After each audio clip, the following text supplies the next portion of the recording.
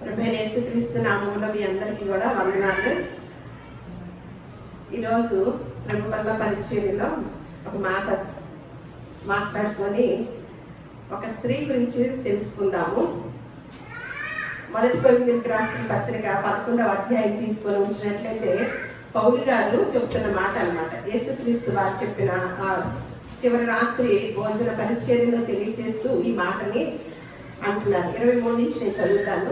నేను మీకు అప్పగించిన దానిని ప్రభు వలన పొందితిని. ప్రభువైన యేసు తాను అప్పగింపబడిన రాత్రి ఒక రొట్టెను ఎత్తుకొని కృతజ్ఞతాస్తుతులు చెల్లించి దానిని విరిచి, ఇది మీ కొరకైన నా శరీరము, నన్ను జ్ఞాపకము చేసుకొనుటకై దీనిని చేయుడని చెప్పాడు. ఆ ప్రకారమే భోజనమైన పిమ్మట ఆయన పాత్రను ఎత్తుకొని, ఈ పాత్ర నా రక్తము వలనైన క్రొత్త నిబంధన, మీరు దీనిలోనిది త్రాగునప్పుడల్లా నన్ను జ్ఞాపకము చేసుకొనుటకై దీనిని చేయుడని చెప్పాను. మీరు ఈ రొట్టెను తిని ఈ పాత్రలోనిది త్రాగునప్పుడల్లా ప్రభు వచ్చు వరకు ఆయన మరణమును ప్రచురించుదురు. ప్రభు సంస్కారానికి, అదే ప్రభు వల్ల పరిచర్యకి ఉన్న పరమార్థం అన్నమాట. ఇక్కడ నన్ను జ్ఞాపకం చేసుకోవాలి అంటే ఆయన ఆ రొట్టెను, ఆ ద్రాక్షరసాన్ని త్రాగేటప్పుడు ఆయన శరీరము, ఆయన రక్తంలో మనం పాలిభాగస్తులు అవుతున్నాం అన్నమాట. చాలా మంది అయ్యో ప్రభు సంస్కారం తీసుకోవాలి, ఆ పరిచర్యలో పాల్గొనాలి, మేము తీసుకోకపోతే ఎలాగో అని వస్తూ ఉంటారు. వచ్చి మరి ఈ మాటను కనుక చేయకపోతే తీసుకున్న ప్రయోజనం ఉండదండి. ఏమంటున్నారు ఇక్కడ?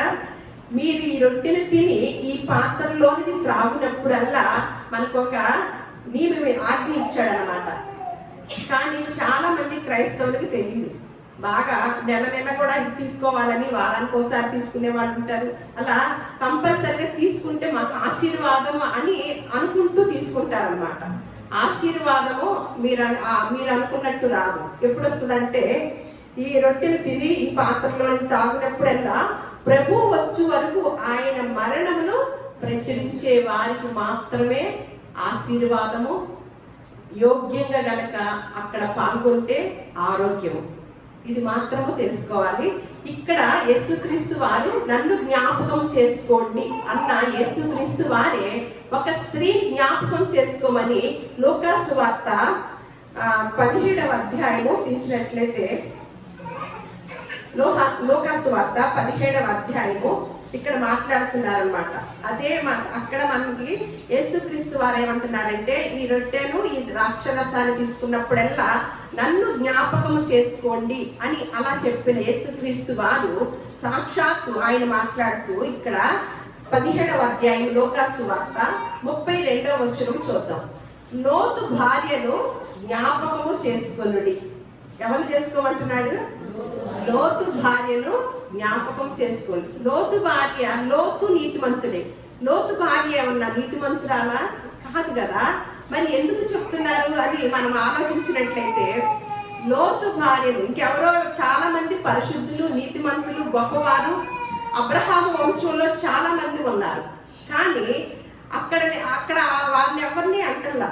చాలా మంది మంచి స్త్రీలు ఉన్నారనమాట. కానీ ఇక్కడ మాత్రము యేసుక్రీస్తు వారు చెప్తున్నారు. అంటే ఇది లోతు గురించి జరిగి 3000 సంవత్సరాలు క్రీస్తు పూర్వం జరిగిన సంఘటనను ఇప్పుడు ఆయన ఉన్న దినాల్లో ప్రజలకి చెప్తూ లోతు భార్యను జ్ఞాపకం చేసుకోండి అంటున్నాడు. అంటే లోతు భార్యను జ్ఞాపకం చేసుకోమంటే ఏమి మనల్ని తెలుసుకోవాలని, మనం ఏదో నేర్చుకోవాలని అని ఇక్కడ అర్థమవుతుంది అనమాట. ఎందుకు అంటే దానికి పైన వచనాలు 26 నుంచి ఒకసారి చదివి అసలు లోతు భార్య, లోతు ఉన్న సంఘటన చూద్దాం అనమాట. నోవాహు దినములలో జరుగునట్లు మనిషి కుమారుని దినములలోనూ జరుగును. నోవాహు ఓడలోనికి వెళ్ళిన దినము వరకు జనులు తినుచు, త్రాగుచు, పెండ్లాడుచు, పెండ్లికి ఇయ్యబడుచు ఉండిరి. అంతలో జలప్రలయం వచ్చి వారిని అందరినీ నాశనము చేసెను. అదే విధముగా అంట లోతు దినములలో జరిగినట్టును జరుగును. జనులు తినుచు, త్రాగుచు, కొనుచు, అమ్ముచు, నారు నాటుచు, ఇండ్లు కట్టుచు ఉండిరి. అయితే లోతు సొదొమ విడిచిపోయిన దినమున ఆకాశం నుండి అగ్ని గంధకములు కురిసి వారినందరినీ నాశనము చేసెను. ఆ ప్రకారమే మనిషి కుమారుడు ప్రత్యక్షమగు దినమున జరుగును. ఆ దినమున మిద్దె మీద ఉండువాడు ఇంట ఉండు తన సామాగ్రిని తీసుకొని పోవుటకు దిగకూడదు. అలాగే పొలములో ఉండువాడును తిరిగి రాకూడదు అని చెప్తూ లోతు భార్యను జ్ఞాపకం చేసుకోండి అని దాని కింద వచ్చినాను చూద్దాం. తన ప్రాణమును రక్షించుకొని గోరువాడు దానిని పోగొట్టుకొను, దాన్ని పోగొట్టుకొనువాడు దానిని సజీవముగా కాపాడుకొను. ఇక్కడ లోతు గురించి చూద్దాం ఒకసారి.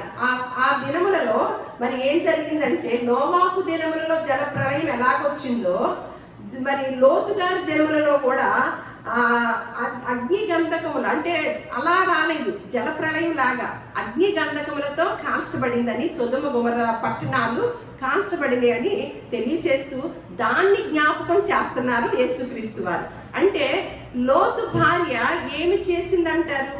చాలా మంది, కొంతమంది నేను దీన్ని స్టడీ చేసేటప్పుడు వేరే వాళ్ళు మాట్లాడిన మాటలు విన్నానమాట. ఏమనంటే, లోతు భార్యను ఏమన్నా యేసుక్రీస్తు వారు చెప్పిన విధానము మనం నేర్చుకుంటాము, కానీ కొంతమంది వారు అనుకున్న మాటలు ఏమైనంటే, లోతు భార్య అందుకు చూడలేదు, పాపం వారికి ఇంకో వేరే కూతుర్లు ఉన్నారంట అని వీళ్ళు ఒక వేరే గ్రంథాల్లో రాసి ఉన్నట్టుగా తెలియచేస్తూ లోతు భార్య మంచిదే అని తెలియచేయటం చూసామన్నమాట. కానీ ఇక్కడ యేసుక్రీస్తు వారు జ్ఞాపకం చేసుకోమన్నాడు అంటే, నిజంగా లోతు భార్యను పేరును కూడా ఉచ్చరించటం కూడా లేదు, అసలు గ్రంథంలో కూడా ఆ పేరు రాయలేదండి. అంటే ఎలాంటి వ్యక్తిత్వం కలిగిన స్త్రీయో చూద్దాం అనమాట. ఆదికాండము 19 లోతు అసలు ఎవరో చూద్దాము. ఆదికాండము 19వ అధ్యాయం, ఆదికాండము 14 చూద్దాము. ముందు ఆదికాండం 12 తీయండి, ఆ లోతు ఎవరో చూద్దాం. ఇక్కడ ఆదికాండము 12వ అధ్యాయము అబ్రహాము గారికి చెప్తున్నారనమాట దేవుడు. యెహోవా అంటున్నాడు, నీవు లేచి నీ దేశం నుండి, నీ బంధువుల యొద్ద నుండి, నీ తండ్రి ఇంట నుండి బయలుదేరి నేను నీకు చూపించు దేశమునకు వెళ్ళుము. నిన్ను గొప్ప జనముగా చేసి నిన్ను ఆశీర్వదించి నీ నామమును గొప్ప చేతును, నీవు ఆశీర్వాదముగా ఉండు, నిన్ను ఆశీర్వదించు వారిని ఆశీర్వదించుదును అని చెప్తూ ఉన్నాడనమాట. అంటే దేవుడు అబ్రహాం గారికి ఒక మాట సెలవిస్తున్నాడు. నేను ఏ దేశం అయితే చెప్తా అంటే, అబ్రహాం గారు కల్దీయుడు అనమాట. కల్దీ పట్టణం, కల్దీ దేశంలో ఉన్నవారు కుటుంబం, తెరకు కుటుంబం అనమాట. వారి సంతానము అబ్రహాము, అలాగే ఇంకొక సహోదరుడు ఉంటాడనమాట. వారు కల్దీ ప్రాంతంలో ఉన్న వారిని దేవుడు మాట్లాడుతూ ఏమంటున్నాడంటే, కనాను దేశానికి వెళ్ళమని, నేను చూపించు ప్రాంతానికి మీరు వెళ్ళండి అని తెలియచేస్తున్నాడు అనమాట. కల్దీ ప్రాంతంలో చక్కగా ఉన్న అబ్రహాము కుటుంబం అయినప్పటికీ కూడా చక్కగా సౌకర్యంగా ఉన్న కుటుంబాన్ని ఏం చేస్తున్నాడంటే దేవుడు, నేను చూపించు దేశానికి వెళ్ళుము అని అంటున్నాడు. అప్పటి వరకు కూడా నేను వెళ్ళు, నిన్ను ఆశీర్వదిస్తాను, నిన్ను గొప్ప జనముగా చేస్తాను అంటున్నాడు. అబ్రహాం గారికి అప్పటి వరకు పిల్లలు లేరు, ఆస్తిపాస్తులు అయితే ఉన్నవి కానీ పిల్లలు లేరు. ఏమంటున్నాడంటే, చక్కగా సౌకర్యంగా కుటుంబంతోనూ బంధువుల మధ్యన, తండ్రి ఇంటిలో అందరి మధ్యన ఉంటున్నారన్నమాట. ఉన్న సమయంలో దేవుడు మాట్లాడుతున్న మాట, నీవు లేచి నేను చూపించు దేశానికి వెళ్ళాలి, అప్పుడు నిన్ను గొప్ప జనముగా చేస్తానన్నాడు. అప్పటి వరకు పిల్లలు లేరు, ఆస్తిపాస్తులు అన్ని బాగానే ఉన్నాయి, సౌకర్యంగా ఉన్నాడు.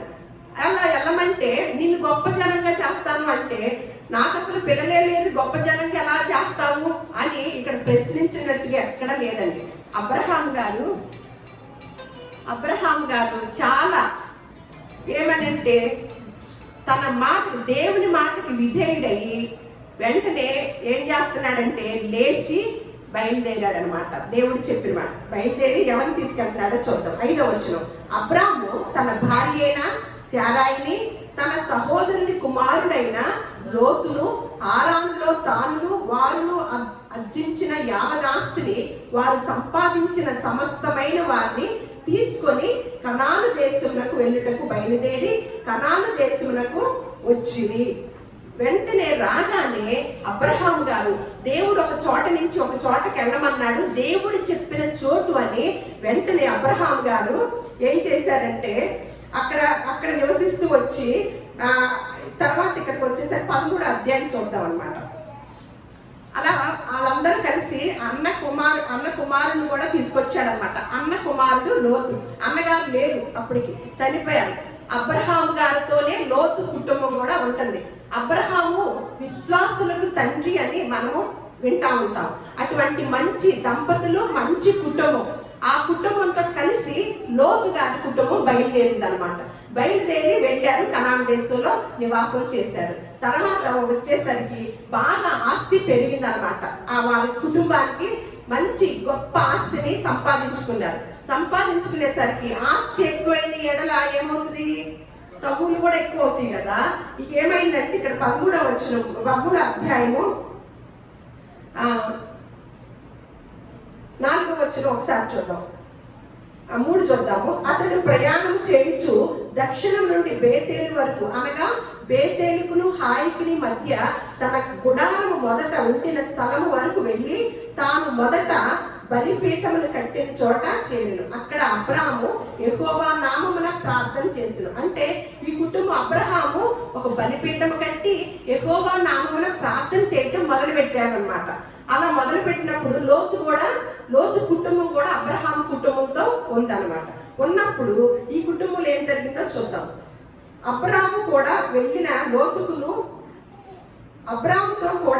లోతుకును గొర్రెల గుడారములు ఉండెను గనుక వారు కలిసి నివసించుటకు ఆ ప్రదేశము చాలకపోయిను. ఎందుకనగా వారి ఆస్తి వారు కలిసి నివసించలేనంత విస్తారమై ఉండినంట. వారి ఆస్తి అంట వాళ్ళిద్దరు కలిసి నివసించలేనంత విస్తారముగా సంపాదించుకున్నారనమాట. అప్పుడు ఏమైంది, తగులు మొదలైంది. లోతు పశువుల కాపరులకును అబ్రాహాము పశువుల కాపరులకును కలహము పుట్టిను. ఆ కాలమందు కనానీలు, పెరిజ్జీలు ఆ దేశంలో కాపురం ఉండేది. కాబట్టి అబ్రాహాము, మనము బంధువులము కనుక నాకు నీకును నా పశువుల కాపరులకు నీ పశువుల కాపరులకు కలహం ఉండకూడదు. ఈ దేశమంతయు నీ ఎదుట ఉన్నది కదా, దయచేసి నన్ను విడిచి వేరుగా ఉండుము. నీవు ఎడమ తట్టునకు వెళ్ళిన ఎడల నేను కుడి తట్టుకును, నీవు కుడి తట్టునకు వెళ్ళిన ఎడల నేను ఎడమ తట్టుకును వెళ్ళుదునని లోతుతో చెప్పగా, ఎంత పెద్ద తరహాగా చెప్తున్నాడో చూడండి. అబ్రహాము పశువుల కాపర్లకు లోతు పశువులు అంటే వీళ్ళిద్దరికి రాలేదు, కానీ పని వాళ్ళకి తేడాలు వచ్చేసి.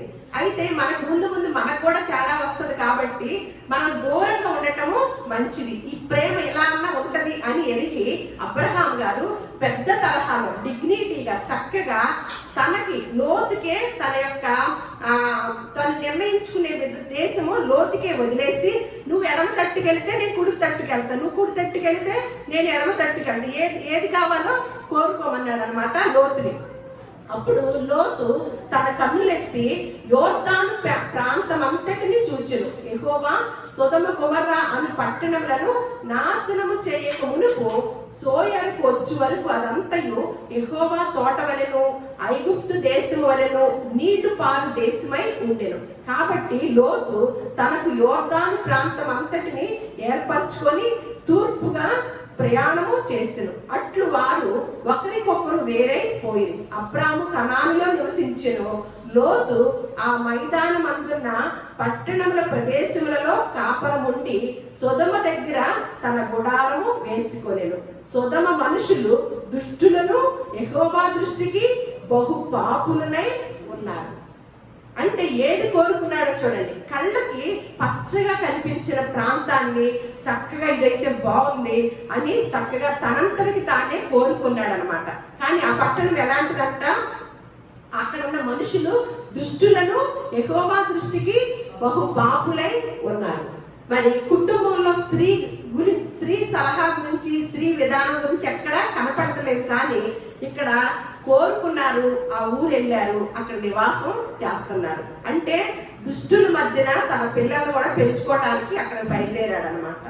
చూడండి, మనకి లోకంలో ఉన్నదంతా ఎలా కనపడిద్దండి, నేత్రాశ, శరీరాశ, నేత్రాశ, జీవపడము. అంటే ఎలా కనపడుతుంది? ఇది అంతా ఎవరి దగ్గర నుంచి వచ్చిందంట? ఇది దేవుని వల్ల కలిగిందని లేఖనాలు సెలవిస్తుందా?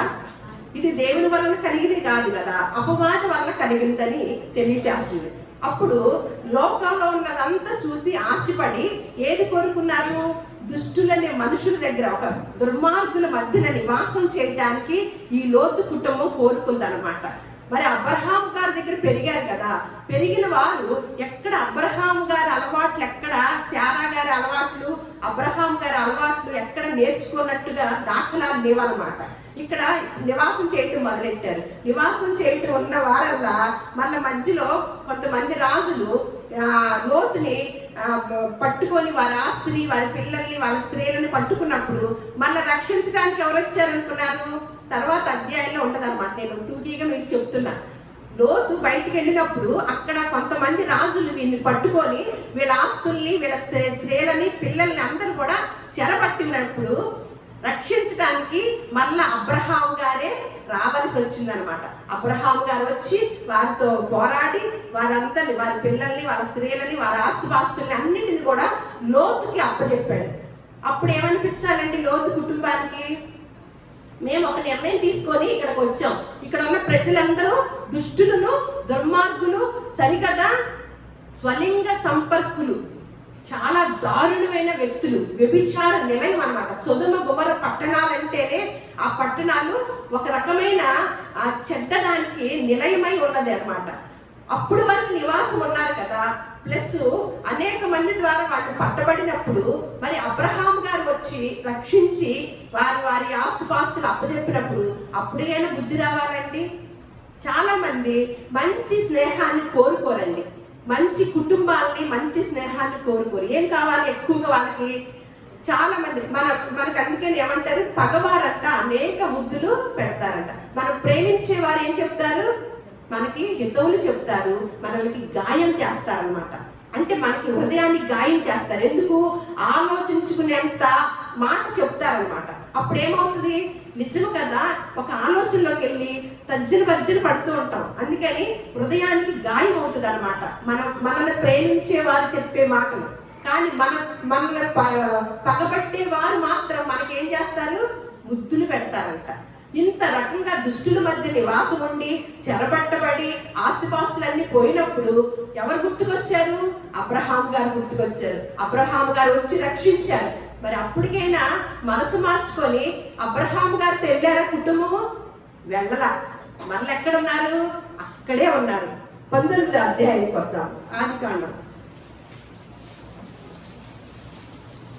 లోతు కుటుంబానికి ఒక సాయంకాలం ముందు 2 దేవదూతలు వచ్చారండి. వస్తే వారికి వెంటనే ఏమంటున్నాడంటే, మొదటి వచ్చిన 2 వచనాలు చదువుకొని నేను త్వరగా చెప్తాను. ఆ సాయంకాలం ముందు ఆ 2 దేవదూతలు సొదొమ చేరినప్పటికీ లోతు సొదొమ గవిని వద్ద కూర్చుండి ఉండెను. లోతు వారిని చూచి వారిని ఎదుర్కొన్నట్టుకు లేచి సాష్టాంగ నమస్కారం చేసి, నా ప్రభువులారా, దయచేసి మీ దాసునింటికి వచ్చి రాత్రి వెళ్ళబుచ్చి కాళ్ళు కడుక్కొనుడి. మీరు పెందలకడ లేచి మీ త్రోవను వెళ్ళవచ్చు అనెను. అందుకు వారు, అలాగూ కాదు, నడివీధిలో రాత్రి ఎడబుచ్చుదమని చెప్పి. అయినను అతడు మిక్కిలి బలవంతం చేసినప్పుడు వారు అతని తట్టు తిరిగి అతని ఇంట ప్రవేశించిరి. అతడు వారికి విందు చేసి పొంగని రొట్టెలు కాల్చగా వారు భోజనం చేశారు. ఇక్కడ ఆతిథ్యం ఇవ్వటంలో కూడా తేడా కనపడుతుందండి. అదే దేవదూతలు మధ్యాహ్నం వేళ మరి అబ్రహాం గారి దగ్గరికి వచ్చారనమాట. వచ్చినప్పుడు అబ్రహాం గారు ఆతిథ్యం ఇచ్చే విధానము వేరుగా ఉంది. అంటే ఆ కుటుంబ పద్ధతులు, పరిస్థితులు అన్ని దేవుడికి విధేయులు అవ్వటము, ప్రార్థన చేయటము, క్రమశిక్షణగా ఉండటము, ఆ విధానం అంతా అబ్రహాం కుటుంబంలో కనపడుతుంది. ఇక్కడ లోతు కుటుంబంలో ఏం కనపడుతుందండి? విందు ఎవరు చేయాలి? ఇంట్లో ఉన్న స్త్రీయే కదా. ఆ స్త్రీ ఏం చేసింది? దేవదూతలు కదా వచ్చారు కుటుంబానికి. గృహానికి వచ్చినప్పుడు ఏమైనా విందు చేసి ఏం పెట్టిందంట? పొంగని రొట్టెలు కాల్చగా వారు భోజనం చేసిరి అని ఆ పదాన్ని చూస్తాం అనమాట. మీరు అబ్రహాము విందు చేసిన దాన్ని చదివినప్పుడు మీకు అవగాహన కలిగి ఉంటుంది. ఇక్కడ ఈ పరిస్థితిని కూడా చూస్తున్నాం. దేవదూతలకి ఎలా పెట్టారో కూడా చూస్తాం. వారింట్లో ఉన్నప్పుడు వెంటనే ఇక తర్వాత వచనాలు చూద్దాం. 10వ వచనం నుంచి చూద్దాం. ఎందుకంటే అక్కడ మగవారితోనూ పిల్లలు పురుషులు ఇలాంటి స్వలింగ సంపర్కులు ఎక్కువగా ఉన్నారనమాట సొదొమ గొమొర్రా పట్టణాల్లో. వ్యభిచారానికి నిలయమైన కేంద్రం అనమాట. అలాంటి టైంలో ఈ దేవదూతలు ఈయన గృహానికి వచ్చారని తెలిసి కొంతమంది వారి దగ్గరికి వచ్చారనమాట. 6 నుంచి చదువుతారు. లోతు వెలుపల ద్వారం వద్దనున్న వారి దగ్గరికి వెళ్ళి తన వెనుక తలుపు వేసి, అన్నలారా, ఇంత పాతకం చేసి కట్టుకొనకడి. ఇదిగో పురుషుని కూడని 2 కుమార్తెలు నాకున్నారు. సెలవైతే వారిని మీ యొద్దకు వెలుపలకు తీసుకొని వచ్చేదను. వారిని నీ మనసు వచ్చినట్లు చేయండి. మీ మనుషులు నా ఇంట నీడకు వచ్చి ఉన్నారు కనుక వారిని మీరేమి చేయకూడదని చెప్పినప్పుడు వారు, నీవు అవతలకు పొమ్మని అనిదంట. మరియు వారు, వీడెవడో మనలోకి పరదేశిగా వచ్చి తీర్పరిగా నుండు చూచుచున్నాడు, కాగా వారికంటే నీకు ఎక్కువ కీడు చేసినమని చెప్పి లోతు అను ఆ మనుషుల మీద దొమ్మిగా పడి తలుపు పగలగొట్టేటకు సమీపించింది.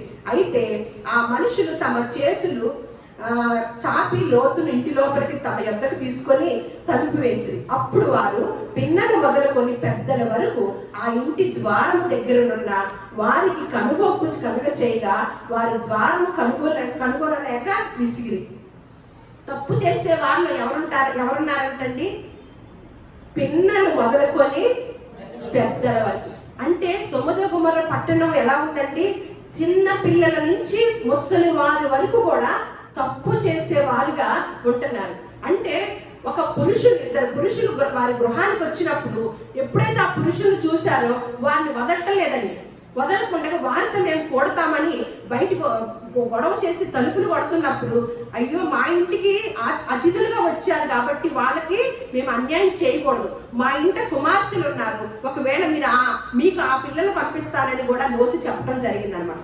అయినప్పటికీ కూడా ఎదురాడి వారి దగ్గరికి వస్తున్నారండి. చూడండి, అంటే పిల్లలు కూడా పాపం. మనం అక్కడ ఏం చదువుకున్నాం? యేసుక్రీస్తు వారు చెప్పే మాట అంటే లోతు దినములలో కూడా ఏం జరిగిందో ఇప్పుడు జరుగుతుంది అని తెలియచేస్తున్నాడు అనమాట. అంటే యేసుక్రీస్తు వారి యొక్క 2వ రాకడ గురించి వివరించుతూ చెప్తున్న మాటలు అనమాట. ఇక్కడ ఏం జరుగుతుంది, అందుకని లోతు దినాల్లో ఏం జరిగిందో అని మనం పరిశీలించుతున్నాం. అక్కడ చెప్తున్నారు కదా, లోతు దినములలో అలా జరిగినప్పుడు పట్టణం అంతా అగ్నిగంధకములతో ఎలా కాల్చబడిందో ఇప్పుడు లోతు దినాల్లో ఏం జరిగిందో అనేది మనం పరిశీలించుతున్నాం. అంటే మగవాళ్ళు పిల్లలు వృద్ధులు అందరూ కూడా తప్పిదం చేయడానికి సిద్ధంగా ఉన్నవారు అనమాట. ప్రాంతం అంతా కూడా ఆ ప్రాంతంలో లోతు కుటుంబం నివసిస్తుంది అనమాట.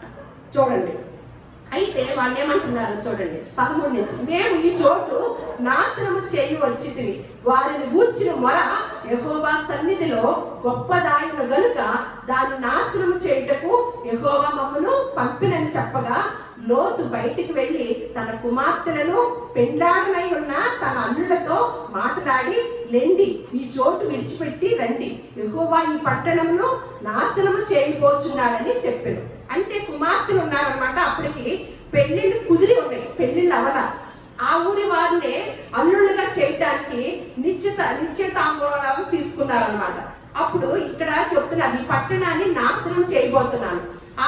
ఆ సమయంలో లోతు ఎలాంటి వాడంటే నీతిమంతుడై ఉన్నాడంట. అబ్రహాం గారు చెప్తాడనమాట. తర్వాత అంతకుముందు పేజీలో మీరు చదువుకుంటే అధ్యాయాల్లో తెలుస్తుంది. లోతు నీతిమంతుడు అవటం వలన ఆ కుటుంబాన్ని రక్షించడానికి సొదొమ గొమొర్రా పట్టణాన్ని అంతటిని కూడా అగ్నిగంధకాలతో నాశనం చేయాలని దేవుడు నిర్ణయించుకొని దేవుని దూతల ద్వారా ఆ మాటను పలికించినప్పుడు, మీరు త్వరగా ఈ ఇంటిని ఖాళీ చేయండి, మీ కుటుంబాన్ని ఖచ్చితంగా దేవుడు కాపాడుతాడు అని తెలియచేసినప్పుడు, ఎవరెవరు ఉన్నారో వారిని మీరు పిలుచుకొని రండి, ఈ యొక్క గృహాన్ని ఖాళీ చేయండి, ఈ పట్టణాన్ని ఖాళీ చేయండి అని చెప్తున్నారు వాళ్ళు. చెప్తున్నప్పుడు కాబోయే అల్లుళ్ళ దగ్గరికి మాట్లాడట, లెండి, ఈ చోటు విడిచిపెట్టి రండి అని యెహోవా ఈ పట్టణాన్ని నాశనం చేయబోతున్నాడని చెప్పినప్పుడు, అయితే తన అల్లుళ్ళ కంట ఆ చెప్పిన మాట ఎగతాళిగా ఉందంటండి. అల్లుళ్ళ దృష్టికి ఎగతాళి చేయని వాని వలె ఉండినంత. తెల్లవారినప్పుడు ఆ దూతలు లోతుని త్వరపెట్టి, లెమ్ము, ఈ ఊరి దోష శిక్షలో నశించిపోకుండా నీ భార్యను, ఇక్కడనున్న నీ 2 కుమార్తెలను తీసుకొని రమ్మని చెప్పారు. ఏం చేస్తున్నారండి దేవదూతలు? త్వర పెడుతున్నారు. ఎవరెవరిని? మీ ముందు నీ భార్య మీ పిల్లల్ని తీసుకొని బయటకు వచ్చేయండి, ఎందుకంటే దేవుడు నాశనం చేయబోతున్నాడు. త్వరపెట్టినప్పుడు జ్ఞానవంతురాలు తన ఇల్లు కట్టుకుంటుందని సెలవిచ్చిన రీతిగా లేఖనాలు చెప్తున్నాయి కదా. మరి లోతు భార్య తొందరగా ఉండాలా, తొందరపడాలా, ఆలస్యం చేయాలండి? చూడండి, ఎవరిని చెప్పటల్లా అంత్య దినాల్లో ఉన్న పరిస్థితికి లోతు భార్యను మనకి జ్ఞాపకం చేస్తున్నాడు అంటే ఎంత పరమార్థం ఉందో ఇప్పుడున్న భక్తులమైనా ఇప్పుడున్న క్రైస్తవులమైనా మనం గుర్తించాలన్నమాట. ఏమని చెప్తున్నారు? ఇంకా అతడు నీ 2 కుమార్తెలు తీసుకొని రమ్మని చెప్పి అతడు తలవు చేశాడు. అప్పుడు అతని మీద యెహోవా కనికర పడుట వలన ఆ మనుషులు అతని చేతిని అతని భార్య చేతిని అతని 2 కుమార్తెల చేతులు పట్టుకొని వెలుపలకు తీసుకొని వచ్చి ఆ ఊరు బయట ఉంచి ఆ దూతలు వారిని వెలుపలకు తీసుకొని వచ్చిన తర్వాత ఆయన, నీ ప్రాణమును దక్కించుకొనున్నట్లు పారిపోము, నీ వెనక చూడకము, ఈ మైదానములు ఎక్కడనో నిలవక నీవు నశించిపోకుండా ఆ పర్వతములకు పారిపోమ్మని చెప్పగా, మనొక ఏం కండిషన్ పెట్టారండి? వెనక్కి తిరగకూడదు. అసలు వాళ్ళు కదలటలా. కుటుంబం ఏమవుతుంది? తొందరగా సర్దుకొని బయటికి రావటలా. రాకపోయేసరికి దోతలు ఏం చేస్తున్నారు? వారి బిడ్డలు, ఆ భార్య వాళ్ళ చేతులు పట్టుకొని బయటికి తీసుకొచ్చి ఒక కండిషన్ పెట్టి, మీరు వెనక్కి తిరిగి చూడకూడదు అని చెప్తున్నారు. వెనక్కి తిరిగి చూడకూడదు అన్నప్పుడు ఏం చేస్తామండి? మనమైతే మనకు చెప్పారనుకోండి, మనం ఏం చేస్తాము? ఒకసారి ఆలోచించండి. వెనక్కి తిరిగితే ఏముంది? లోకాస్యలు ఉన్నాయి. లోకాశ, శరీరాశ, నేత్రాశ, జీవపు డంభం. వెనక్కి తిరిగి చూడద్దు అన్నాడు. మరి మనకు చెప్తే ఇప్పుడు లోతు భార్యనేమన్నా, అయ్యో అనవసరంగా వెనక్కి తిరిగింది, ఏం తెలీదా? మనం ఉంటేనా అస్సలు వెనక్కి తిరగం, చక్కగా కాపాడబడతాము అని అనుకుంటామా? ఇప్పుడు మనం ఎన్ని మార్లు వెనక్కి తిరిగి ఉన్నామండి? ముందు తిరిగి ఉన్నాం, వెనక్కి తిరిగి ఉన్నామా? దేవుడు ఏమంటున్నాడు? వెనక్కి తిరగొద్దు. వెనకేముంది? రకరకాల మనుషులు, రకరకాల స్వభావాలు, రకరకాల ఆలోచనలు, రకరకాల ఆశలు ఎన్నో ఉన్నాయి. మీరు వెనక్కి తిరగద్దు, మీరు ముందుకు వెళ్ళిపోండి, మీ కుటుంబము రక్షించబడింది అని స్పష్టంగా తెలియచేశాడు లోతు భార్యకి, లోతు కుటుంబానికి. చూడండి ఏం చేసింది. తర్వాత అధ్యాయంలో చూద్దాం. తర్వాత పేజీ చెప్పండి.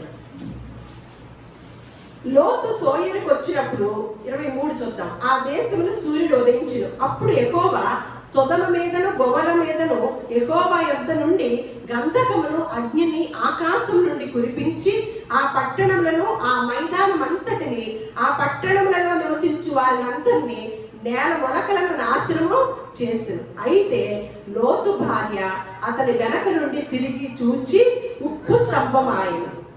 ఎంత వివరంగా చెప్పారండి, ఎంత వివరంగా చెప్పాడు దూతలు, ఎంత వివరంగా చెప్పారా? కానీ లోతు భార్య ఏమైపోయింది? అది ఇప్పటికీ అలా నిలిచిందంట. అంటే అందరూ ఒక పాఠం నేర్చుకోవాలి. కొన్ని కట్టడాలు ఉంటాయి, దేనికన్నా గుర్తులుగా ఉంటాయి. మరి చార్మినార్ అని, తాజ్మహల్ అని కొన్ని వాటి బాధకు సంబంధించిన గుర్తులు అనమాట. అలాగే ఈ ఉప్పు స్తంభం కూడా అక్కడ ఆ పట్టణంలో గుర్తుగా ఉంది. ఇదిగో మీరు వెనక లోకాసుల వైపు తిరిగితే ఇలాగే అయిపోతారు. ఇంత వివరంగా చెప్పారే. లోతు భార్య వెనక్కే తిరిగిందండి. మూర్ఖురాలా, జ్ఞానవంతురాలండి? ఒక మాట ఉంటుంది, జ్ఞాని అయిన సొలొమోను గారు, భార్య దొరికిన వానికి మేలు దొరుకును అని. మొన్న మధ్య మనం భార్యాభర్తల గురించి మాట్లాడుకున్నాం కదా. ఈ మాట నాకు చెప్పాలనిపించింది. మరి లోతు గారికి ఏం దొరికిందండి? భార్య దొరికిన వారికి మేలు దొరికింది. ఒక్క భార్య నిర్ణయం ఆ కుటుంబం ఎంత పతనమైందో తెలుసా అండి? భార్య నిర్ణయం ఎంత పతనమైందంటే దాని కిందే చూస్తాము. 30 వచనం. లోతు సోయరులో నివసించుటకు భయపడి తన 2 కుమార్తెలతో కూడా సోయరు నుండి పోయి ఆ పర్వతమందు నివసించును. అతడును అతని 2 కుమార్తెలను ఒక గుహలో నివసించు. అట్లుండగా అక్క తన చెల్లెలతో, మన తండ్రి ముసలివాడు, సర్వలోక మర్యాద చప్పున మనతో పోవుటకు లోకములో ఏ పురుషుడును లేడు. ఏం చేయబోతున్నారండి? సర్వలోకంలో ఉన్న మర్యాద ఏంటి? ఏది పడితే అది ఉందన్నమాట. మీ తండ్రి ఏమన్నా నీతిమంతుడా? మీ అమ్మ ఏమైంది? వాళ్ళమ్మ ఉప్పు స్తంభం అయిపోయింది. తల్లి పెంపకం ఎలా ఉందండి చూడండి. లోతు భార్య పెంపకం కుమార్తెలపై ప్రభావం చూపిందనమాట. లోక మర్యాద చప్పున నడుచుకుందామంట, అంటే సర్వలోక మర్యాద అంట. దేవుడు ఏమో చెప్తున్నాడు, మీరు ఈ లోక మర్యాదను అనుసరించక అనుకూలము ఉత్తమమైనదేదో మీరు తెలుసుకొని పరిశీలించి దాన్ని వెంబడించమని చెప్తున్నాడు. ఈ పిల్లలు ఏం చెప్తున్నారు? సర్వలోక మర్యాద చప్పున మనతో పోవుటకు లోకములో ఒక్క పురుషుడు కూడా లేరా? ఇంకే ప్రాంతంలో లేరా? ఎలాంటి అంటే ఎక్కడున్నారు వాళ్ళు? సొదొమ గొమొర్రా పట్టణాల్లో నివాసం చేశారు. ఎవరి మధ్యన? దుష్టులు, దుర్మార్గులు, వ్యభిచారుల మధ్య నివాసం చేయటం వలన కుమార్తెలకు ఏమబ్బిందండి? అదే అబ్బింది అన్నమాట. ఎంత దారుణానికి ఒడిగట్టారు. పరిశుద్ధ గ్రంథంలో ఈ మాటను చూసి చాలా మంది ఇదేమి విధానం, అసలు పరిశుద్ధ గ్రంథం అంతా బూతులు అని తెలియచేస్తున్నారు అనమాట. కాదు, తప్పును కూడా తెలియచేసిన గ్రంథం ఏదైనా ఉంటే, తప్పుగా ప్రవర్తించిన వాడిని కూడా కప్పిపుచ్చకుండగా, తప్పుగా జీవించిన వారిని కూడా సైతము కప్పిపుచ్చకుండగా తెలియచేస్తూ, అదుగో అలా మీరు జీవించొద్దు, అలా జీవించడం వలన ఇలాంటి శిక్షను మీరు అనుభవించుతారు అని తెలియచేసిన గ్రంథం అండి. అంతేగాని ఏదో దాన్ని దాచేసేసి ఏదో చెప్పాలని కాదు. ఇప్పుడు కూడా ఏం జరుగుతుంది? అందుకని యేసుక్రీస్తు వారు మళ్ళీ 17 లోకాసువార్త 17కి రండి.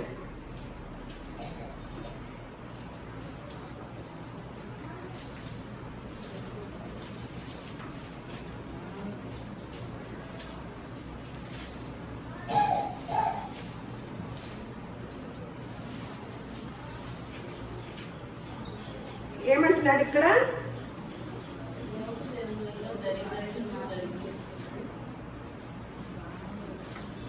లోతు భార్యను జ్ఞాపకం చేసుకోండి అని చెప్పి, తన ప్రాణమును రక్షించుకొని వారు దానిని పోగొట్టుకొను, దాన్ని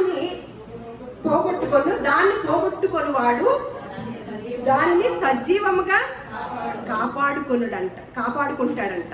చూడండి, అందుకనే ఏమనుందంటే, ఒకసారి మత్తయి సువార్త 26 కూడా 10-11 చూద్దాము. అక్కడేముందో, ఒక స్త్రీ అక్కడ కనబడుతుంది. ఆ స్త్రీని ఎలా జ్ఞాపకం చేసుకోమన్నాడో చూద్దాం. మత్తయి సువార్త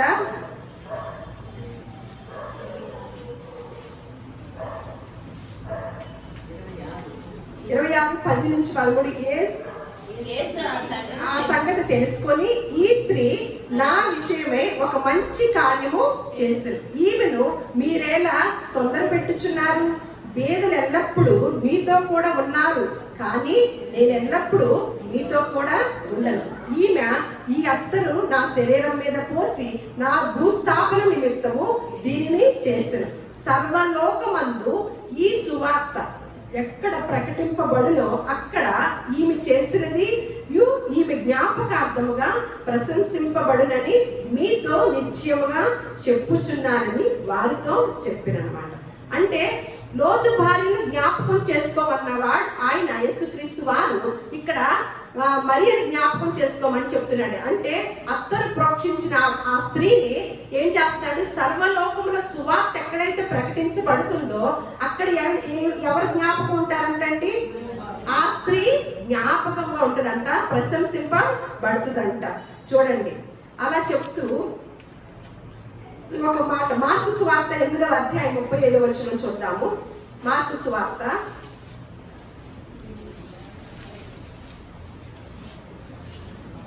8 చదవండి. అక్కడ తన ప్రాణమును రక్షించుకొనగోరువాడు దాన్ని పోగొట్టుకొను, నా నిమిత్తమును సువార్త నిమిత్తమును తన ప్రాణమును పోగొట్టుకొనివాడు దాన్ని రక్షించుకొను. దేని నిమిత్తం అంటండి? నా నిమిత్తమును సువార్త నిమిత్తము. ఇక్కడ ఏమంటున్నారు? అయ్యో, దేవుని యొక్క నోవాహు దినములలో జరిగినట్లు మనిషి కుమారుని దినములలో కూడా జరుగును. అంటే దేవుడి యొక్క రెండవ రాకడలో కూడా ఏం జరుగుతుందండి? ఏం రక్షించుకుంటున్నాము? ఎవరిని రక్షించుకుంటున్నాము? మన ప్రాణాన్ని రక్షించుకుంటున్నామా? దేవుని కొరకు నిలబడుతున్నామా? ప్రభు సంస్కారం తీసుకుని ప్రభు బదుల పరిచర్యలో ఉన్న వారిని యేసుక్రీస్తు వారు ఏమంటున్నారు? నన్ను జ్ఞాపకం చేసుకోండి. ఈ రొట్టెని, ఈ ద్రాక్ష రసాన్ని తీసుకున్నప్పుడల్లా నన్ను జ్ఞాపకం చేసుకొని ఏం చేయమంటున్నారు? ఆయన మరణాన్ని ప్రచురించమని చెప్తున్నాడు అన్నమాట. ఇక్కడ అత్తరు ప్రోక్షించబడిన ఆ స్త్రీని జ్ఞాపకం చేసుకోమంటున్నాడు. ఇక్కడ లోతు భార్యను జ్ఞాపకం చేసుకోమంటున్నాడు. అంటే లోతు భార్య గనక, లోతు భార్య ఏం చేసింది? తన ప్రాణాన్ని రక్షించుకుందన్నమాట. తన ప్రాణాన్ని రక్షించుకుందామని లోకం వైపు చూసి ఏం పోగొట్టుకుంది? తన ప్రాణాన్ని పోగొట్టుకుంది. అనేక మంది స్త్రీలకు ఒక గుణపాఠముగా ఉప్పు స్తంభమై నిలిచిందన్నమాట. మరి తనకున్నదంతా కూడా అమ్మి అత్తర్ని భూస్థాపన నిమిత్తం యేసుక్రీస్తు వారికి ఆ యొక్క కాళ్ళ మీద, తల మీద పోసిన స్త్రీ ఏమైంది? ఒక స్త్రీ జాతికి ఒక మాదిరికరమైన స్త్రీగా నిలిచిందన్నమాట. ఇక్కడ అందుకనే ఒక ధనవంతుడు ఉన్నాడంట. ఆ ధనవంతుడు తన యొక్క ప్రాణంతో ఏం చెప్పుకుంటున్నాడంటే, నా ప్రాణమా తినుము, త్రాగుము, సంతోషించుము. ఆస్తి ఎక్కువైపోయిందంట. ఎక్కువైనప్పుడు ఇంకా కొట్లు మార్చాలి, డబ్బులు ఎక్కువైనాయి కాబట్టి బ్యాంకులు మార్చాలి. ఆహా, నా ప్రాణమా తిను, త్రాగు, సుఖించుము అన్నగానే దేవుడు ఏమని మాట్లాడుతున్నాడు? వెర్రివాడా, వెర్రివాడా, ఈ రాత్రి నీ ప్రాణం పోతే నువ్వు దాచుకున్నవి అన్నీ ఏమవుతాయి? ఏం చేస్తావు? అంటే ఎవరైతే మన యొక్క పరిస్థితులకి, మన సొమ్ముకి, మన సమయానికి, మన సామర్థ్యానికి మన వరకే ప్రాధాన్యత కలిగిస్తే ఏమవుతామండి? దాన్ని పోగొట్టుకుంటాం. మన లూకాసు వార్తలో ఒకటి ఉంటే 16వ అధ్యాయంలో ఒక ధనవంతుడు ఉన్నాడు, లాజరు ఉన్నాడు అనమాట. ధనవంతుడు ఏం చేశాడంట? అక్కడ నరహత్య చేసినట్లుగాను, వ్యభిచారం చేసినట్లుగా మనం చూస్తామా? తను ఏం చేశాడంట? తనకున్న ధనంతో తనకి ఇష్టం వచ్చినట్లుగా జీవించాడంట భూలోకంలో. తప్పిలాలు ఏం చేయలా. ధనవంతుడు ఏం చేశాడు? తనకిష్టం వచ్చినట్లుగా భూలోకంలో ఎలా ఎంజాయ్ చేయాలో, తన ప్రాణాన్ని ఎలా సుఖపెట్టుకోవాలో, తన సొమ్ముని ఎలా దాచుకోవాలో, తన సొమ్ముని తన కుటుంబానికి ఎలా ఖర్చు చేసుకోవాలో అలా చేసి చనిపోయాడంట. వెంటనే ఎక్కడికి వెళ్ళాడు? పాతాళంలోకి వెళ్ళాడంట. అప్పుడు దాహం వేస్తుందంట. అబ్రహామా అని పిలుస్తూ ఈ లాజర్ చేత నాకు ఒక చుక్క నీరు ఇవ్వమని అడుగుతున్నాడు. మరి అబ్రహాం ఏమన్నాడు? కుమారుడా, లాజరు ఎక్కడున్నాడు? అబ్రహాము రొమ్మును ఆనుకొని పోబడ్డాడు అన్నమాట, కునిపోబడ్డాడు. అంటే తండ్రి దగ్గర, దేవుడి దగ్గర ఉంచిన స్థానంలో లాజరు ఉన్నాడు అనమాట. లాజరు ఎలా ఉన్నాడు? బ్రతికినంత కాలము కురుపులతోనూ బాధలతోనూ, ఆ ధనవంతుడు పడవేసిన రొట్టె ముక్కలతో బ్రతికిన వాడనమాట. మరి ధనవంతుడు తనకున్నంత కాలము తనకిష్టమైనట్టుగా జీవించాడు. ఎక్కడ తప్పిదమేం చేయలేదండి. మనమేమనుకుంటాం? మేము ఏ తప్పిదం చేయట్లేదు కదండి, ఏ హత్య చేయట్లేదు, ఎవరిని దూషించట్లేదు, మేమేమి చేయట్లేదు కదా, మేము బాగానే ఉంటున్నాం మా ఇంట్లో కూర్చొని, మా పనులు మేము చేసుకుంటా, మా రూపాయి మా కొరకు ఖర్చు పెట్టుకుంటా, మేము బాగానే ఉన్నామండి, మేము ఎందుకు వేరే వాళ్ళ లిస్టులోకి వెళ్తాము అని అనుకుంటాం. కానీ ధనవంతుడు కూడా అదే చేశాడు. కానీ తనకిష్టం వచ్చినట్లుగా బ్రతికాడే కానీ తన సొమ్ములో కానీ, తన సమయంలో కానీ, తన సామర్థ్యంలో కానీ ఎక్కడ సువార్త పరిచర్యకి అస్సలు పాలుభాగస్తుడు అవల. ఎక్కడికి వెళ్ళాడు? పాతాళంలోకి వెళ్ళాడు. ఇక్కడ కూడా ఏమంటున్నాడు? తన ప్రాణమును రక్షించుకొన గోరువాడు దానిని పోగొట్టుకొనువాడు దానిని సజీవముగా పొందుకుంటాడంట. సజీవముగా పొందుకుంటాడని చెప్తున్నాడు. అంటే లోతు భార్య ఏం చేసిందండి? వెనకున్న ఆశలు అనమాట, కుటుంబాల్లో ఆశలు, ఆ లోపల ఇంట్లో ఏమున్నాయో, ఆస్తిపాస్తులు ఉన్నాయో అన్ని సర్దుకుందాం అనే చూసిందే కానీ కుమార్తెలకి ఏమి నేర్పిందో అర్థం అవ్వలేదు. తర్వాత తెలిసిందనమాట ఆ కుమార్తెలు కూడా ఏమి నేర్చుకున్నారు, ఆ తల్లిని బట్టి ఏం జరిగిందో అనేది మనం కొన్ని లేఖనాలు చూస్తాం. ఈ దినాలు కూడా ఇప్పుడు ఏ దినాల్లో ఉన్నామండి? ఇప్పుడు కూడా అంత్యకాల దినాల్లో ఉన్నాం అన్నమాట. క్రీస్తు 2వ రాకడలో ఉన్నాం.